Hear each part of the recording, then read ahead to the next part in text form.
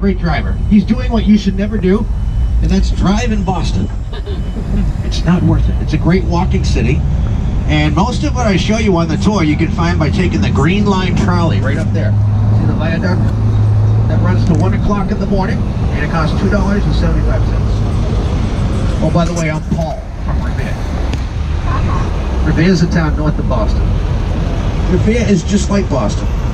If you took away all the great schools, then added a dog track, and then took the dog track away for legal reasons. It's where the roast beef flows like wine. If you have any questions during the tour, please ask. I am wicked smart. I am a proud graduate of Revere High School, and I was voted most likely to go to work in sweatpants. It's going to be a long tour, folks. You gotta laugh at some of my jokes. Come on, help me out. To Hollenbeck. If you notice up ahead there's a tall obelisk over the highway there, and that marks the bloodiest battle of the American Revolution. The Battle for Bunker Hill. We're going to see that a little bit later. Yeah, Boston's a very old town. It was founded almost 400 years ago. In a lot of ways, it's where America was born. Boston is 145 years older than the American Revolution. It started in the 1770s. It's a very significant town. I never appreciated growing up here in the city, and then I moved away for many years, and I came back and I realized how important Boston is as a city. The biggest industry nowadays here is medicine. It started off as a shipping port, and it's where the American economy started, the Northeast. Yeah, medicine is a big deal. Up ahead is Mass General Hospital. It's one of the best in the world. The top three industries in this state are finance, because we have the second busiest financial district in the country, and then medicine, health technology, and then education. It's a big college town. There's so many schools around here. It's the kind of town where you move here for school and then you stay because it's not as expensive as New York. It's a pretty young town. Boston's average citizen is 36 years old. Which sounds old to children, but that's fairly young. That's been Homer Simpson's age for the last 25 years. So it's a pretty young town. It's a very growing town right now. Boston's getting a lot bigger. We're going to see a lot of construction sites throughout the tour. There's more construction sites in Boston right now than any other town that I've lived in Boston. You should definitely come back here in a few years. You're going to see a lot of changes. Skyline's getting bigger. What's that?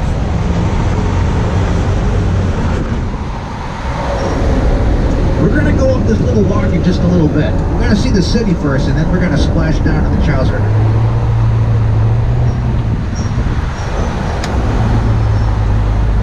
Yeah, most of what we see on this tour used to be water. Boston's all built around the shipping ports.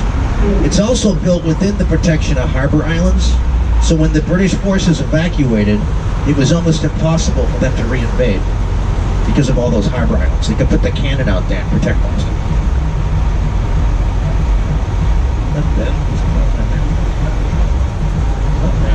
Dispatcher just climbed onto that other vehicle here. Our vehicle is called Waterfront Wanda. All of our ducks have names. That green duck up there, that's Beacon Hilda. And we have the biggest duck fleet in the world. We have 28 of these replicas, and we have one old World War II duck. We use that for parades and special occasions. All those names up there, those are all soldiers, sailors, airmen, and airwomen. Back in the 1940s, the original ducks had no roof, so you could drop all the cargo down from the bigger ships and drive them right onto the beaches. Very important concept for warfare, because you can't fight a war without supplies. Back then, there was also no seats. It was all open space for cargo. You'll see them in movies, but most of the time they're digital. They're CGI.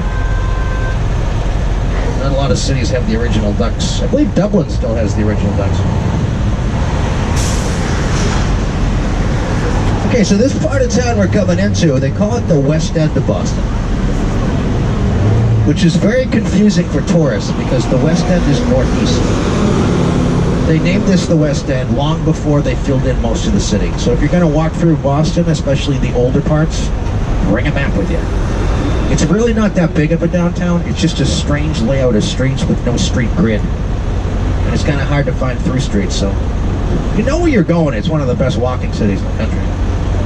It's just a weird layout. And if you ever want to take that Green Line trolley to get around, just remember if you're going inbound, that you're going to Old Downtown. That's Park Street Station and Boston Common. And that's where you can switch over to the red line if you want to go to Harvard. You can also walk over to the red line from here. It's not far at all. This Charles River is a great shortcut to get around. Yeah, when I was a kid growing up here, I always thought Boston was this big city, and then I moved to New York for many years. And then when I came back, I realized how small Boston is. It's got the amenities of a big city, but it's very small. Now, when I say that, I'm not talking about the entire city, because there's a lot of neighborhoods that you'll probably never see as a tourist. So it's a good-sized city if you add up those neighborhoods. About 48 square miles. But it's also 40 miles of water, making it very difficult to drive. Because a lot of the neighborhoods are separated by bodies of water. You don't have to drive Boston, you can walk Boston. Yeah, these cars right here are sitting in the rush hour trying to go under the city. 15 years ago, they built a tunnel under Boston. They called it the Big Dig Project. It was very controversial. They built most of that tunnel through landfill, and they found thousands of leaks underneath the city. Leaks are under control. The Big Dig is fully operational. It's part of an overall overhaul of the entire highway system. See, now you can totally avoid that traffic by not taking the highway. And our main sports arena is coming up on the left. It's called the TD Garden. Home of the Celtics, the Bruins. Boston's a great sports town. We do all the victory parades for the championship teams. We've done 5 Patriots parades, 3 Red Sox, 1 Celtic, and 1 Bruin parade. That's 10 championship parades since 2002.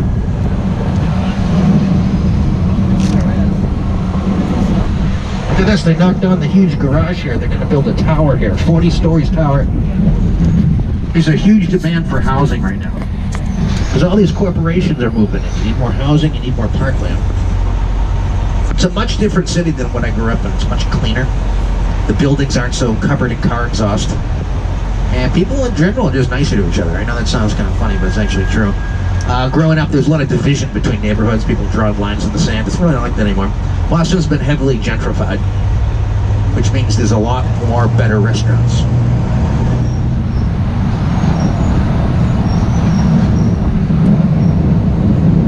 So we're coming into Government Center. Boston is the capital of Massachusetts.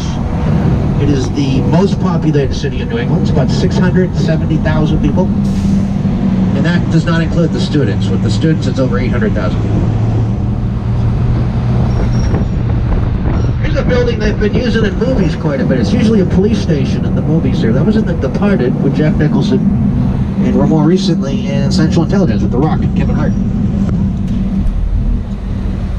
The character Jack Nicholson played was a lot like a real guy named Whitey Bulger. He was a big gangster. His hideout was right over there. And that's where they took all their surveillance video of him. The reason I mention him is because he's a big reason why there's so many crime movies set in Boston.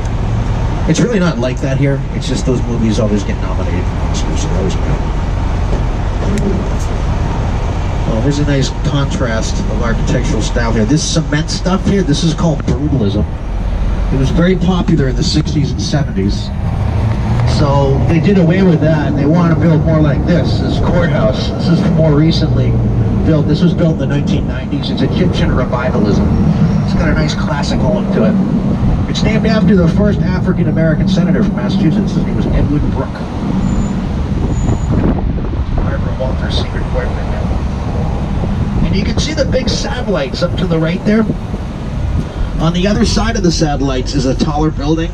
And that's where Alexander Graham Bell invented his telephone back in the 1870s. That's where his workshop started.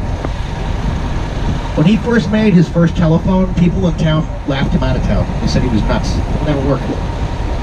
So he went down to Connecticut and he built a switchboard. And then he brought it back here and he connected all the different fire departments so that the captains could talk to each other. And he proved to people that it was a great invention.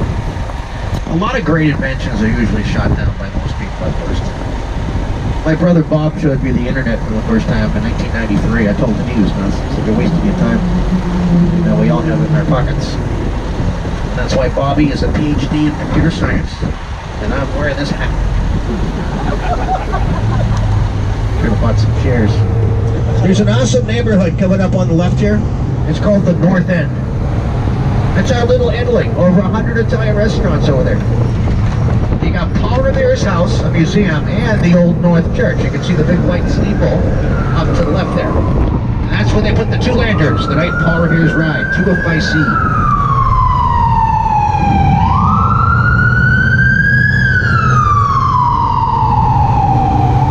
I always tell people, if you haven't seen the North End, then you have not done your trip justice. It's the first neighborhood historically, and it's got so many great